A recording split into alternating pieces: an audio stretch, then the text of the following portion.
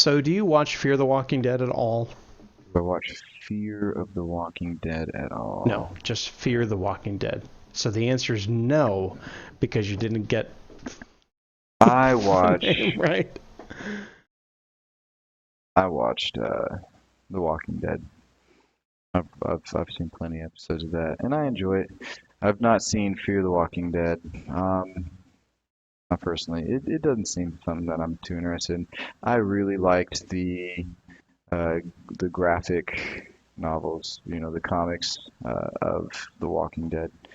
I read quite a bit of that, and I like the fact that the TV show of The Walking Dead um, follows along with it, but at the same time, it's almost like it has user submitted content, to it. You know what I mean? Yeah, Like changes some things up. exactly to make it interesting because you don't know exactly what's going to happen. You know they're going to reach the same situations and circumstances, but at the same time, it's like they are flowing in a different stream, Yeah, than this is pretty much parallel with the main story. So I yeah. like that. Now this little spin-off prequel of it just I don't think it just doesn't sound like a good idea. It's not as good. Um, And I would rather watch something as good or better than not as good. right. Well, luckily they don't run it at the same time as the normal Walking Dead. Yeah, they just use it as filler so Yeah, that people, and it's good for what it does. But this last Sunday they had an episode called "Date of Death," mm, and full powerful spoilers. title. Full spoilers, by the way. So you should. I should. Oh, it's fine. I'm not gonna watch And it. I know, just mess with you. Um, but so the Eris dies at the end. no, and becomes a walker. So the whole episode kind of is told as a flashback. So it begins with Travis, who's kind of the main guy. He's been separated from uh, his girlfriend. I want to say I don't think they're married. So his girlfriend, who is at the hotel, her name is Madison. And if you haven't watched any of this, there's a lot of stuff I will try to get you caught up on. But needless to say, they're in Mexico. They got separated. Some of the group went to take refuge in a hotel, and one of them, Travis, went to go chase down his son, who's kind of become a little bit weird in the apocalypse. Like, you don't really know if who he's going to kill because he's actually like killed living people and just kind of gone down a weird path. So I don't think I'd be too well on the apocalypse. Everyone thinks, "Oh, I've got a plan." No, not really. you don't do too well without an apocalypse. So That's yeah. true. I do terrible now. At an apocalypse, I'd probably be a weird little kid. So he runs off. Travis follows him. He catches up to him, and the when last we saw them, Chris, Travis's son, had shot a farmer just kind of for no reason. I mean, he was pointing a shotgun at them, but Reddit style. yeah, exactly. Yeah, yeah. Just showed up. I'm gonna catch the bullet and shoot it back at you. Um, but he killed this farmer.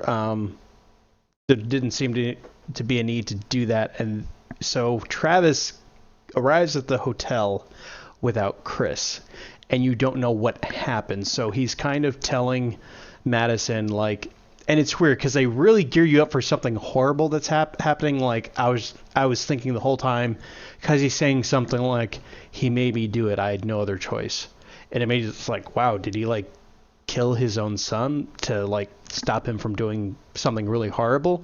No, nothing like that. It was just gearing us up for something that didn't actually pay off. So he's telling the story. The farmer did shoot one of the guys that they were with in their group in the leg. Um, Travis is trying to take care of him.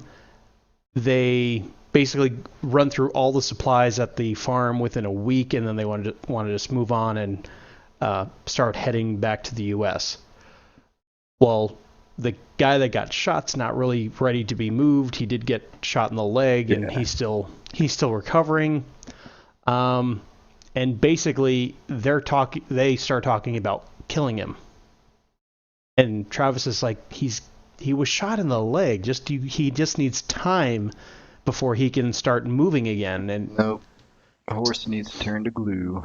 so his Put son him actually, down. Chris actually tricks him into like basically getting him away from this guy, and they just straight up kill him, murder him, because he's dead weight now. And Travis basically says like, "Hey, we're gonna go.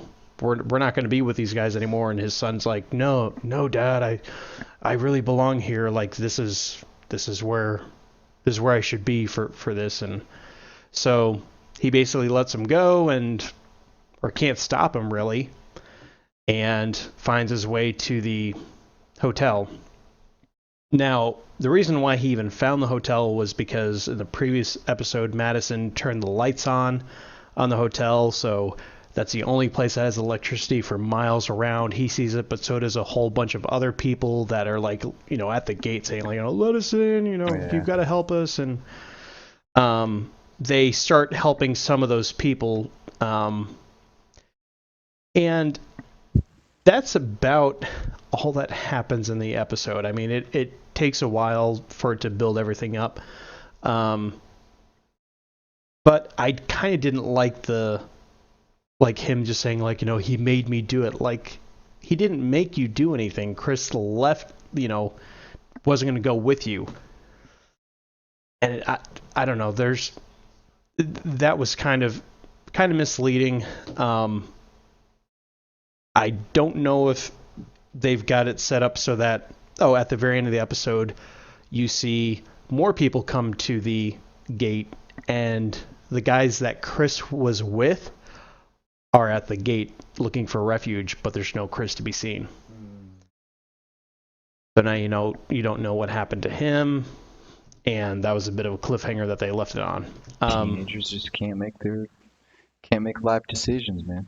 No. And the other storylines that are going on at the same time, nothing really much else happens in their respective plot lines. But so not a whole lot happened here. It's just like Walking Dead in Mexico. Yeah. Yeah, that's where they currently are. They started off in California and went down south. It wasn't a terrible episode, but I do feel like there was definitely some what's the term? Kind of like what they've been doing. And you said you have been keeping up with The Walking Dead, the regular show, the regular series. Yeah. Did you watch last season what they pulled off with Glenn? Yes. With the dumpster? Yes. So like they made everyone think he was dead for like 4 episodes, 4 weeks. We didn't know what happened to him. And then, he's alive. Kind of a fake out.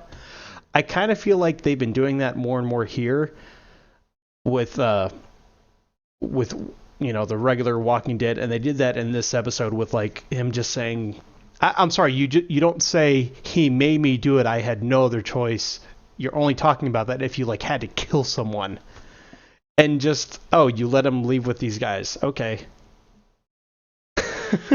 Travis is kind of getting a bit old. Like he's very like moral as far as like he's too moral at this point, and like logically he wouldn't still be alive at this point. Morality goes out of the window when you've got humanity just chasing you and eating you. Well, and even in this version of the apocalypse, Yeah. we've seen in the other show it doesn't work. Yeah. Like everything has to be done. Like you can't implicitly trust people. Everything has to be very touch and go. Like if you have an arrangement with someone, it's just that. It's an arrangement. You don't have to like each other. It doesn't matter if you like each other. You probably don't like each other, but you need each other to survive. In all of these zombie apocalypse movies and shows that we're watching, It's like, haven't you guys watched a zombie apocalypse movie or show at all? 'Cause I mean, you're doing exactly what we tell you not to That is do. the elephant in the room, isn't it? Yeah, I mean, we watch these shows, and there's so many of them now. Like like Romero is generations ago. Yeah, Like we've got so many zombies now, and but it always seems like everybody is just lacking in that common sense now. yeah, It's like we don't know how the virus is being spread, and then some guy's like, "I bet you it's because you got bit. Look for bite marks." It's just like we're still looking for a cure. It's like the cure is gonna be, take the head, just like take him yeah, in the head. There you go, put him down. And it just feels like, like to have a character that, like nowadays, that still is trying to stick to their moral convictions, in the zombie apocalypse. It's like we're prepared, we're jaded to that, man. Morality, yeah. that's the first thing that you need to drop. So aside from Travis being still kind of being a big baby, this was a pretty good episode. I'd give it a 7 out of 10. Oh Um, yeah, 7 out of 10. But that's 7 out of 10 that's Fear the Walking Dead, for Fear the Walking Dead. right? What is that? How? What's the exchange rate for points for Walking Dead? Is that equal to 7 out of 10 for Walking Dead, or is it like in comparison like 3 out of 10? Oh no, because there have been lousy episodes on the Walking Dead. The walking character development. Yeah. Where they just walk around forever. There's no zombies, no conflict. Just like I don't feel attractive anymore.